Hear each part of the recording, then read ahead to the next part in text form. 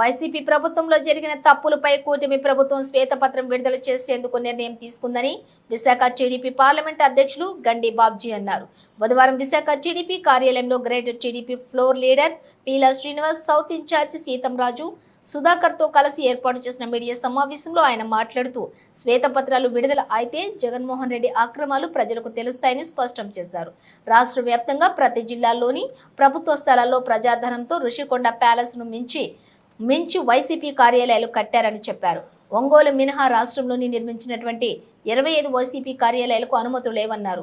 రాష్ట్రంలో ప్రైవేటు స్థలాలు కబ్జా చేసి మరీ వైసీపీ కార్యాలయాలు నిర్మించారన్నారు. జీవితకాలం తానే ముఖ్యమంత్రిగా ఉంటారని జగన్మోహన్ రెడ్డి ఇష్టం వచ్చినట్లు వ్యవహరించారన్నారు. అనకాపల్లిలో కాపు భవనం కోసం స్థలం కేటాయిస్తే ఆ స్థలంలో వైసీపీ కార్యాలయం నిర్మించారని పేర్కొన్నారు. 26 జిల్లాల్లో సుమారు 10 జిల్లాల్లో అడ్డంగా పబ్లిక్ దగ్గర నుంచి దోచుకొని మరీ కట్టారు, స్థలాలు లాక్కొని మరీ. ఈవేళ మీరు కొన్ని పేపర్లు మీకు చదివితే తెలుస్తుంది. ఒక్క ఒంగోలు తప్పితే ఈ రాష్ట్రంలో 25 కార్యాలయాలకి ఎటువంటి గవర్నమెంట్ పర్మిషన్ కానీ, ప్లాన్ కానీ, డబ్బు కట్టడం కానీ తీసుకోలేదు. ఎంత దౌర్జన్యం అంటే ప్రభుత్వం ఇంత దౌర్జన్యం చేసి బిల్డింగులు కట్టేసి పార్టీ కార్యాలయాలకు వాడుకోవాలని గవర్నమెంట్ ప్రాపర్టీని సుమారు 700 కోట్ల ప్రాపర్టీని దుర్వినియోగం చేస్తే, అంటే తన ఉద్దేశం ఏంటంటే ఈ జీవితకాలం నేనే ముఖ్యమంత్రిని, నన్ను ఎవడూ అడిగేవారు లేడనే ఉద్దేశంతో చెలరేగిపోయి ఇటువంటి పనులు చేస్తుంటే ప్రజలకి తెలియజేయాల్సిన బాధ్యత మా మీద ఉంది. అందువల్లనే కొన్ని పేపర్లు ఇవి రాసినప్పటికీ చాలామంది పేపర్ల దాకా చదివే ఓపిక లేదు. ఈ రోజుల్లో ఇన్స్టెంట్గా వినే అలవాటు అయిపోయింది ప్రజలకు కూడా. కొంతమంది అయినా ఇన్స్పిరేటివ్గా ఇంకా పేపర్లు చదువుతున్నారు కాబట్టి ఆ పేపర్లు చూసే వాళ్ళకి మీ ద్వారా, టీవీల ద్వారా ఇటువంటి రాక్షస పనులన్నీ కూడా ప్రజలకు తెలియజేయాలనే ఉద్దేశంతో ఈవేళ ఇవన్నీ కూడా బయట పెడుతున్నాం.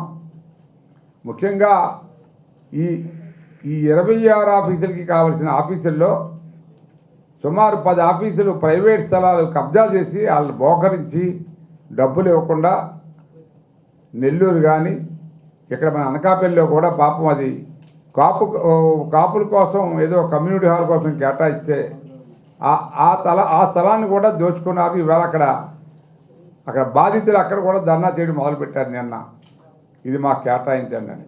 ఇక వైజాగ్ మరి అధికారులు ఏం చేస్తున్నారో నాకు తెలియదు. ఇంతకాలం పర్మిషన్ లేకుండా మరి ఇక్కడ పీలా గోవింద్ గారు బిల్డింగ్ కట్టారు, పర్మిషన్ లేదు, కొట్టేశారు సూపర్గా.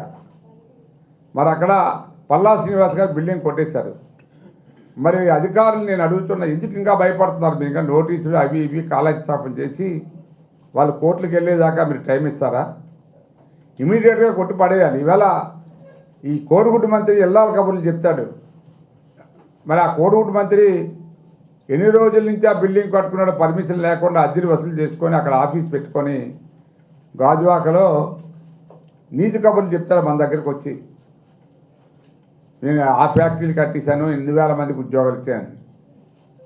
వాడిని రమ్మనండి, ఒక దగ్గర రమ్మనండి, మేము మాట్లాడతాం కూర్చొని. సిగ్గు ఎగ్గు లేకుండా నోటుకు వచ్చినట్టు మాట్లాడి ఇప్పటికైనా ఇంకా వాళ్ళకి సిగ్గు లేకుండా మాట్లాడుతున్నారు ఈ వైసీపీ నాయకులు. ముఖ్యమంత్రి, మాజీ ముఖ్యమంత్రి హోదా, మరి ఇక ఏ హోదా ఉందనుకుంటున్నాడో తెలియదు. సెక్యూరిటీ కూడా ఇంకా నేను సీఎం అని అనుకొని మెయింటైన్ చేస్తున్నాడు. ఈ సెక్యూరిటీ చూస్తే మీకు ఇంకా ఇది కాదు, ఈనాడు లేచాడు. బహుశా ప్రైమ్ మినిస్టర్ కూడా అంత హంగామా ఉండదు. సుమారు 500 కోట్ల రూపాయలు ఈ సెక్యూరిటీ ఖర్చు పెడుతున్నాడు. గవర్నమెంట్ ఒకవేళ ఇవ్వలేకపోతే నాకు అనవసరం, నాకు డబ్బు ఉందనే మదంతో సుమారు 300-400 మందిని ప్రైవేట్ సెక్యూరిటీని కూడా పెట్టుకున్నాడంటే వాడికి ఎంత బలిసిందో మీకు అర్థమవుతుంది. డబ్బు కంటే నాకేముందిలే, డబ్బు నాకు లక్షల కోట్లు ఉన్నాయి, ఎవరు నన్ను ఏం పీకుతారులే అనుకుంటారు. ప్రభుత్వాన్ని నేను కోరుతున్నా, ఇక్కడ ప్రభుత్వ అధికారులను కూడా కోరుతున్నాం, ఇమీడియట్గా ఎక్కడైతే ఇల్లీగల్గా కట్టిన ప్యాలెస్లు అన్నీ ఉన్నాయో ఇమీడియట్గా ఇవన్నీ కూల్చివేసి ప్రైవేట్ స్థలాలు ఎవరి దగ్గర అయితే లాక్కున్నారో మళ్ళీ ఆ యజమానులకు అప్పచెప్పాలని మీ ద్వారా నేను డిమాండ్ చేస్తున్నా. ముఖ్యంగా ఈవేళ 2-3 ఇన్సిడెంట్లు వచ్చాయి. నెల్లూరులో పాపం ఆ అనిల్ గారు దౌర్జన్యం చేసి అక్కడ ఒక కార్యాలయం కట్టేశాడంట. ఓ ప్రైవేట్ వ్యక్తి స్థలం అది. వాళ్ళు మీకు కావాలంటే కోర్టుకు వెళ్ళండి, అక్కడికి వెళ్ళండి అని చెప్పి బెదిరించి లాక్కున్నారు. అలాగే మిగతా చోట్ల ఇవన్నీ కూడా ప్రభుత్వం వెంటనే ఎంక్వైరీ చేసి ఈ బిల్డింగులన్నీ కూడా పర్మిషన్ లేదు ఇవన్నీ కూడా కొట్టివేయాలి. మిగతా ఎవరైతే నిజమైన ఓనర్స్ ఉన్నారో వారికి అప్పచెప్పి ప్రజలకు న్యాయం చేయాలని చెప్పి మీ ద్వారా కోరుతున్నాం.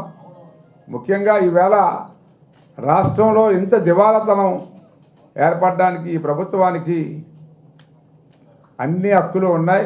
వెరిఫై చేస్తారు. ఈ దివాళతనం ఎలా మనం నుంచి బయటపడాలి, అప్పులు ఒక పక్క, ఆర్థిక భావం దీన్ని అభివృద్ధి చేయాలి, ఈ రాష్ట్రాన్ని ముందుకు తీసుకెళ్లాలనే దృఢ సంకల్పంతో చంద్రబాబు నాయుడు గారు అన్ని ఆలోచనలు చేస్తున్నారు. ఇలాగా ప్రమాణ స్వీకారం చేసిన వెంటనే ఎవరెవరు ప్రతినిధులు ఆ రోజు ఇక్కడ పనులు చేశారు అమరావతిలో, ఏ కంపెనీ ఓనర్సు ఈ మధ్యలో వెళ్ళిపోయారు, వాళ్ళందరినీ కూడా ఇన్వైట్ చేసి మీకు సహకారం అందిస్తాం, మళ్ళీ మీరు పని చేయండి అని చెప్పి అమరావతిని ఇమీడియట్గా మరి స్టార్ట్ చేసి మొదలు పెట్టడం ప్రజలకు ఒక సంకేతకం.